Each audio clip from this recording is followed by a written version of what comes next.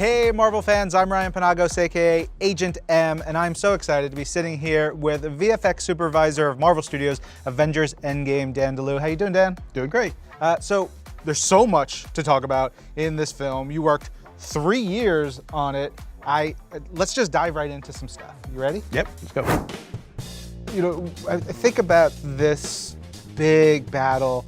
How much creative input do you have in seeing all this come together? You know, you get kind of a rough idea of what the story needs to be. You get a rough idea from like Joe and Anthony. It's like, okay, like, you know, these are the beats we want to do. We want the compound to blow up. We want to make a crater. And, you know, and this is kind of where the dreams come true, you know, in terms of like growing up, loving comics, loving films, and then kind of getting to design these fights. You know, when you're, you know, kind of describe it as you had your little action figures and you had when you were a kid, and now they're like, you're grown up, you're doing the same thing, except with real people and stunties and CG characters.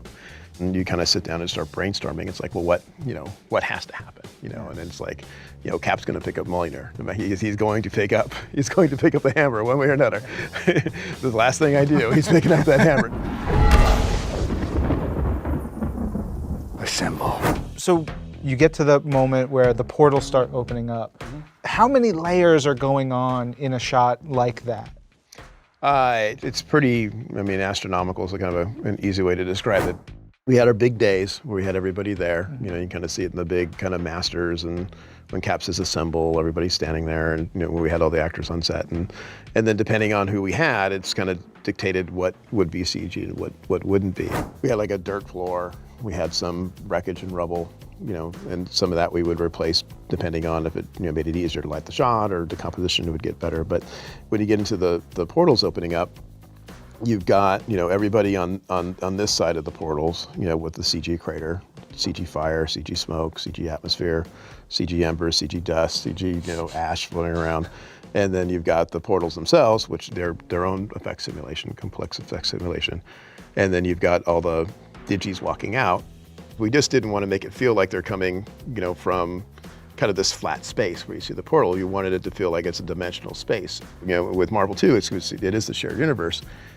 Everything's online. Everything's in the archive. So if you need to go back and get Contraxia, you just go back and get Contraxia. That's so cool. It's just there, right? So, and then we had kind of built portions of New Asgard, so we did portions of New Asgard. So it's like you've got everything in this world, and plus everything from all the other worlds that they're coming from. So it's you know, it's almost incalculable in terms of how much we have. Is that everyone? But you wanted more? We then get into the battle. You get that wonderful scene, Cap rallying everyone, he assembles everyone, charge, and you have a lot of, you know, actual physical, practical people and effects and stuff. They are charging into just hordes of enemies, but those are all VFX, right?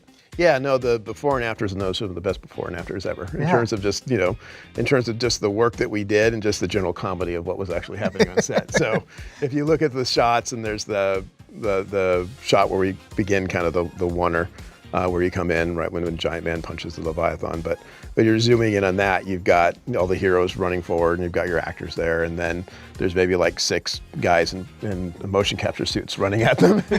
Again, just to kind of let all the actors know generally where the eye line is for the approaching aliens. But yeah, those Thanos' army was kind of weak in that version of the show. He just came with 6. Yeah. Oh no.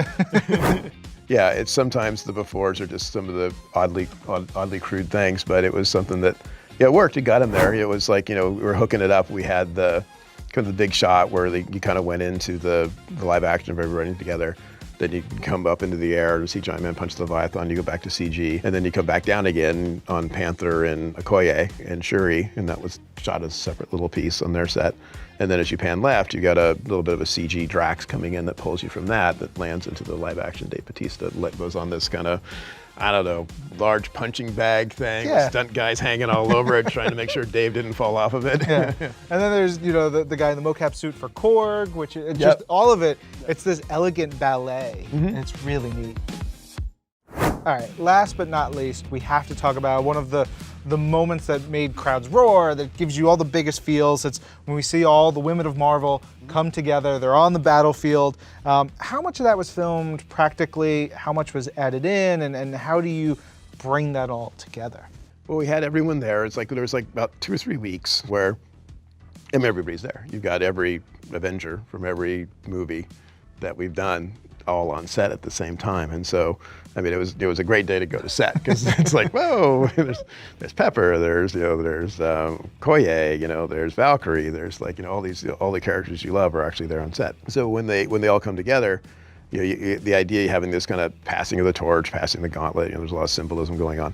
But then it was also something that it was kind of special to do to bring all the women of Marvel together. So when we shot it, you had everybody there. Valkyrie we put in later as a different element because she was in the back of the Pegasus. You didn't have a practical Pegasus for this. We tried, but again, that's probably like 3 years out. Cloning's 2 years out, 3. It's like, but anyway, she's landing in the back. So for the most part, we had everybody there, and so we went ahead and shot them. You pull them, you'll add, Pepper's armor later. You'll have, Hope comes in as the Wasp and grows. So you'll actually have Evangeline there, kind of walking, in the shot, and then you just kind of paint her out, and then just kind of, have the Wasp grow into her size. I was sitting in a crowd opening night, and I watched a kid in front of me jump up out of his chair, arms up in the air, scream. Everybody's like crying and laughing and cheering. How much fun is it for you guys to put all this together and to see it work? I think it's the best part. It's the, we're all fans too, right? So then, there's all these moments that you want to see, and for us, it's something that, you see it in previs, and you're kind of like, okay, that's really cool. It's gonna be really great. And so you see all these scenes and pieces, and you see them kind of come together in editorial. And I remember the first time, we kind of cut the portals together, and Jeff Ford called me and he said, take a look, and it's like, get a little tear in the corner of your eye, and then you're kind of like, this is great, this is gonna work. And you kind of, and part of the fun is then going in to see with the real audience and kind of see, okay, is this going to work? And then you're sitting there and you're like, oh my God, this really works.